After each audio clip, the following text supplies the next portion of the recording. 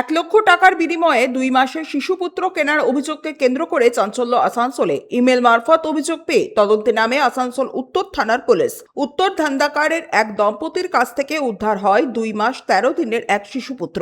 ঘটনায় গ্রেফতার করা হয় দম্পতি বিনোদ কুমার গুপ্তা ও ববিতা গুপ্তা এবং মধ্যস্থকারী অশোক ভাওয়াল কাকে। পুলিশের দাবি, প্রথমে শিশুটিকে নিজেদের সন্তান বলে দাবি করেছিলেন ওই দম্পতি। পরে তদন্তের অভিযোগ ওঠে বীরভূমের সিউড়ি একটি বেসরকারি নার্সিংহোম থেকে 1,00,000 টাকার বিনিময়ে শিশুটিকে সংগ্রহ করা হয়েছিল। অবৈধভাবে দত্তক নেওয়া এবং ভুয়ো নথি ব্যবহারের অভিযোগও খতিয়ে দেখা হচ্ছে। বিএনএস এবং জুভেনিয়াল জাস্টিস অ্যাক্টের সংশ্লিষ্ট ধারায় মামলা রুজু হয়েছে। শিশুটিকে পাঠানো হয়েছে চাইল্ড ওয়েলফেয়ার কমিটির কাছে। 3 অভিযুক্তকে বৃহস্পতিবার আসানসোল আদালতে পেশ করা হয়। শিশু পাচারের ঘটনায় আরও কারা জড়িত তা তদন্ত করে দেখা হচ্ছে। সঞ্জয় যাদব, 99 নিউজ বাংলা, আসানসোল। আপনারা দেখছেন 99 নিউজ বাংলা। বদলাবো আমরা।